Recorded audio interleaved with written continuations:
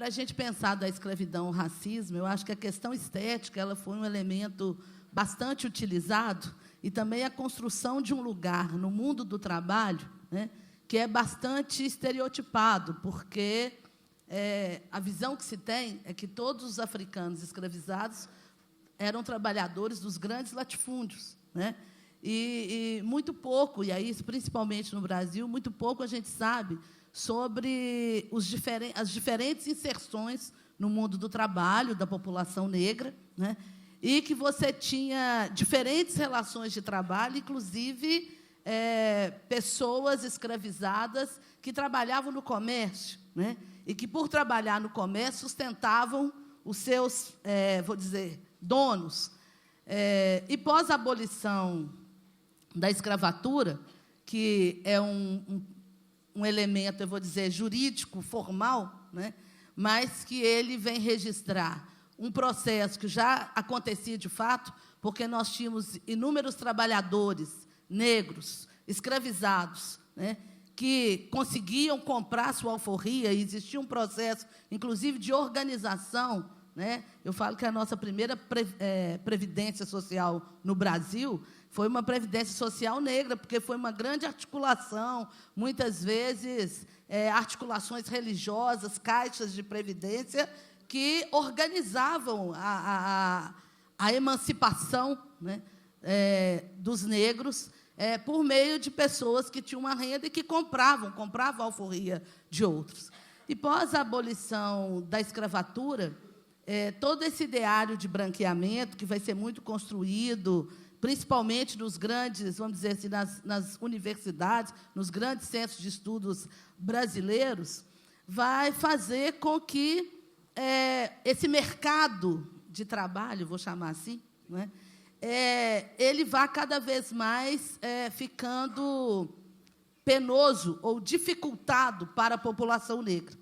Nós temos alguns exemplos. Eu trouxe aqui um exemplo que é do livro, que pode ser encontrado num livro que chama Diploma de Brancura, do G.R. Dávila, que ele trabalha a coleção de um fotógrafo, que ele fez fotografias de escolas, de 1910 a 1920. Né? Aliás, de 1910 a 1935, 1940. Entre 1910 e 1920, né, quando você fotografa as escolas do Rio de Janeiro, ele fotografando escolas do Rio de Janeiro, a gente vai perceber que pelo menos 15% da população de professores no Rio de Janeiro, né, eram negros. Eu trouxe algumas dessas fotografias para mostrar um pouco isso, né? Quer dizer, pós-abolição, olha, essa fotografia, a gente vai ver a presença de professoras negras, professores da Escola Ocina da Fonseca, de 1911. Passa a próxima. Uma professora, ainda, professora de cor na Escola Pedro Varela, 1923. A gente vai ver que a professora de cor tem uma aluna negra na turma, e a maioria todos os estudantes, em sua maioria, são estudantes brancos. Pode passar. Uma escola profissional, lá em 1920, a gente também vai ter a presença aí de profissionais negros, dessa mesma coleção. Passa mais um. E aí, professores e formandos do Instituto de Educação, em 1946. Por isso, eu falo um pouco como militante, é muito importante para nós, no Brasil, a gente discutir relações raciais, né? E a questão estética, ela é sempre um ponto muito forte nesse debate. E assim como a gente via lá a Universidade das Quebradas, a gente tem, no Rio de Janeiro, em Belo Horizonte, vários movimentos, né, que muitas vezes não têm a mesma conformação. Eu fico pensando assim, não tem a conformação daquele movimento social que tinha um fundo tão marxista. Acompanhando os debates aqui ao longo do dia hoje, eu vi algumas perguntas, né, que tinha uma agenda tão marxista que mostra tanta contradição entre capital e trabalho, mas a gente tem uma ação hoje do movimento que trabalha muito com a ação cultural, trabalha muito com a questão estética e trabalha com a articulação, que eu falo, ela é uma articulação desarticulada, porque a gente está em diferentes lugares, né, de uma maneira incontrolável. é um pouco assim, a gente está pulsando na cidade, né? Então, e as redes sociais, elas produziram, né, uma capacidade muito importante, porque você cria uma agenda em qualquer município brasileiro e, rapidamente, isso começa a se articular em diferentes lugares. Eu queria mostrar para vocês um outro movimento, também que vocês vão ver, vocês acham no Facebook, que é o Encrespa, que é outro movimento hoje muito forte que está acontecendo no Brasil. E que eu falo, o que é legal no Encrespa? Porque ele é todo articulado na internet, entendeu? E a gente encontra no dia. Esse foi o Encrespa de Belo Horizonte, já é o 4º ano que você tem essa agenda coletiva. Ela acontece num shopping popular da cidade, que é o shopping, vou contar para a Pilar aqui, que está curiosa para saber, Pilar, que você conhece, é o shopping Uai, né? E você marca uma agenda de encontro e as pessoas... o Uai, que chama o shopping, é mineiro, totalmente mineiro. Shopping Uai. E você marca um encontro e ali e se encontra todo mundo, gente. Cabeleireiros, artistas, professores de escola pública, da rede privada, jornalistas, músicos. O que todos esses movimentos, eu fico pensando, a gente tem em comum, né? A construção de uma agenda, primeiro de mobilização e de dizer para a cidade, né?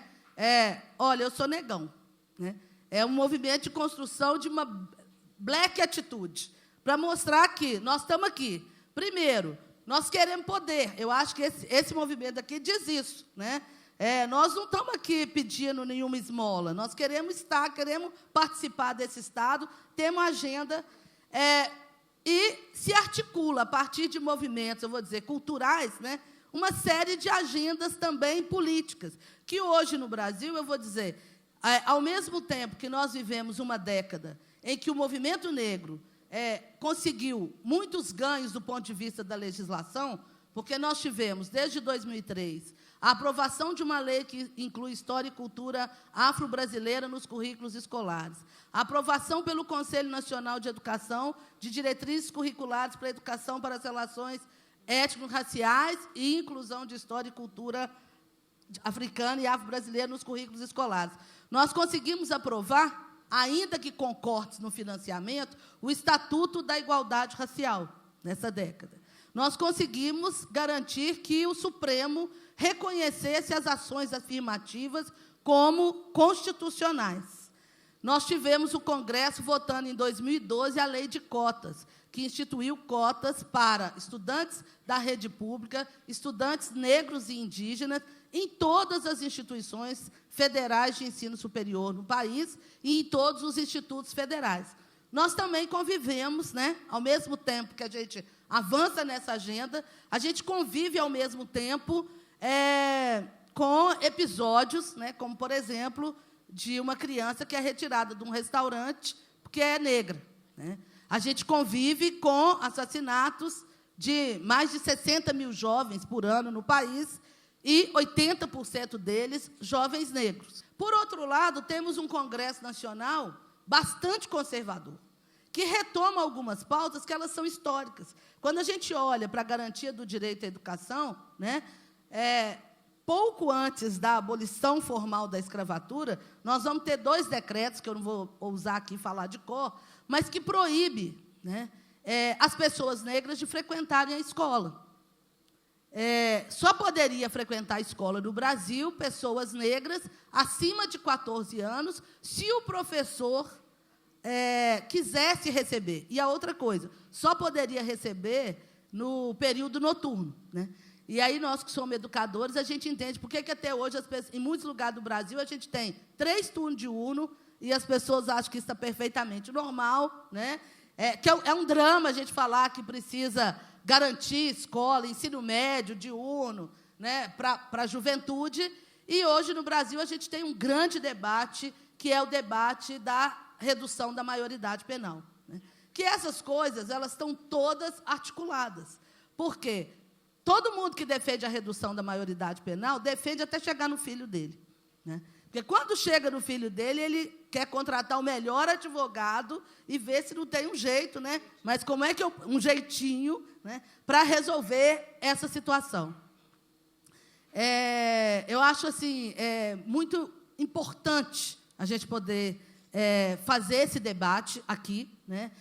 Eu considero fundamental, e acho que nós temos no Brasil, até em função de uma lei que inclui história da África e dos africanos nos currículos escolares, uma demanda imensa para que essas questões elas sejam mais trabalhadas, né?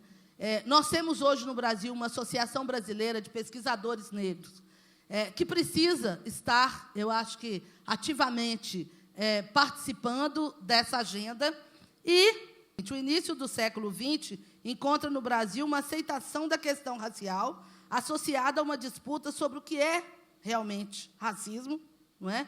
Porque, às vezes, as pessoas perguntam para a gente, isso é racismo? Ou, qual é a sua cor? Como que eu respondo? Né? Bom, é autoidentificação, você responde. E sobre o que se convencionou chamar de políticas de igualdade racial. Primeiro, porque o Estado, quando incorpora a agenda, né, de políticas de igualdade racial, ao incorporar essa agenda também, essa agenda se transforma, né? Ela vai tomando outros contornos, não necessariamente aqueles debatidos no âmbito do movimento, né? E eu queria destacar alguns desafios, né, que é ainda a necessidade no Brasil de superarmos o racismo institucional. Só no ano passado nós tivemos a aprovação da lei que garante 20% das vagas do Serviço Público Federal para a população negra, né, para pretos e pardos. É importante dizer que a gente tem uma série de mecanismos que vão sendo construídos cotidianamente para que essa lei não seja implementada. Eu vou dar um exemplo dos concursos nas universidades, né? Como é 20% se só tem uma vaga? Como que se aplica a regra? E os concursos têm sempre uma vaga, né? Ou duas vagas. Então, nunca dá para aplicar o critério de 20%. Eu acho que foi por isso que foi aprovado, viu? A gente ficou feliz, né? Enfim. A discussão do racismo institucional acho que é um ponto importante, né? Eu acho que a necessidade de identificar mudanças quando outros atores entram em cena. Ainda se faz uma confusão muito grande no Brasil, e é uma confusão provocada pela relação entre movimentos sociais, política pública, gestores públicos, pessoas como eu, que são militantes e estão fazendo a gestão pública. Quando o governo Lula cria a Secretaria Especial de Políticas de Promoção da Igualdade Racial, a gente considera um forte avanço, mas, ao mesmo tempo, essa secretaria, que tem status de ministério, mas que tem um orçamento, né, eu não vou falar nem que é pequeno, né, quase que inexistente, essa secretaria, de certa forma, ela vira o locus de toda a pressão, né, do movimento negro, esquecendo que a gente precisa de ações estruturantes e, em sua maioria, a grande parte do orçamento não está nessa secretaria. Ela tem uma agenda totalmente transversal, mas ela enfrenta inúmeras dificuldades, porque, de fato, ela não é dona do orçamento, nem quando você pensa programas, né, cujo recorte se desenhará a partir de outros ministérios. A outra questão que eu queria chamar a atenção aqui é a questão das mudanças do lugar político da discussão da questão racial no Brasil, e dizer que o Facebook ele é maravilhoso para a gente se organizar, mas ele também revela coisas impublicáveis que as pessoas não diriam anteriormente. Então, a gente pode dizer assim, que houve uma mudança na etiqueta em relação à discussão das relações raciais. Há um mês atrás, uma modelo de Brasília postou uma foto no Facebook, que isso correu o Brasil, não sei como que isso chegou aqui em Portugal, mas ela foi achincalhada pelo Facebook, né? Ela foi violentamente agredida por expressões muito, muito racistas.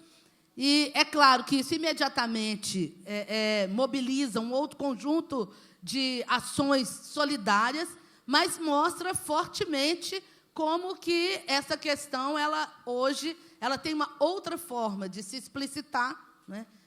E as redes sociais também, acho que elas ajudam na construção dessa questão.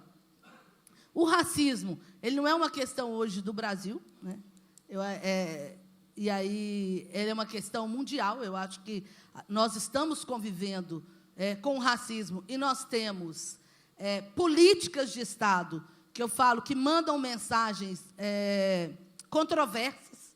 Então, às vezes, né, nós refutamos o racismo nas nossas legislações, mas, na relação entre países, nós somos extremamente racistas e violentos com o outro, né, de questões banais sobre a forma como qualquer estrangeiro é recebido em um aeroporto, em qualquer lugar do mundo, não é?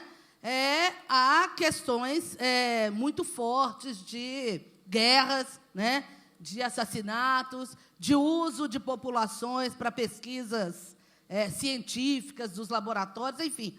O racismo e a xenofobia, ela é uma questão do nosso tempo, contemporânea, e, no Brasil, o nosso grande desafio hoje é o debate sobre o assassinato de jovens negros. Acho que esse é um ponto muito sério, muito forte, muito grave, que nós estamos vivendo um genocídio, nós estamos enfrentando uma guerra, né? Mas essa questão ela ainda não ganha socialmente esse contorno, ainda que a gente já tenha hoje no Congresso comissões que estão sendo instauradas para debater o genocídio da população negra, mas nós ainda temos prática no Brasil, né, como prática da polícia, que são os autos de resistência. Não conseguimos superar essa questão, porque, no Brasil, um jovem é assassinado e, se a polícia alegar que isso é um auto de resistência, isso pode ficar 100 anos, 20 anos, 30 anos, sem apuração, e é isso mesmo. Foi legítima defesa, ou qualquer jovem negro que é assassinado, eu vou dizer assim, a desculpa para não ter investigação é dizer, estava envolvido com o tráfico, né? Mas, hoje, no Brasil, qualquer mulher negra, como eu, que tenho filhas, tenho sobrinhos que não estão envolvidos com o tráfico de drogas, né?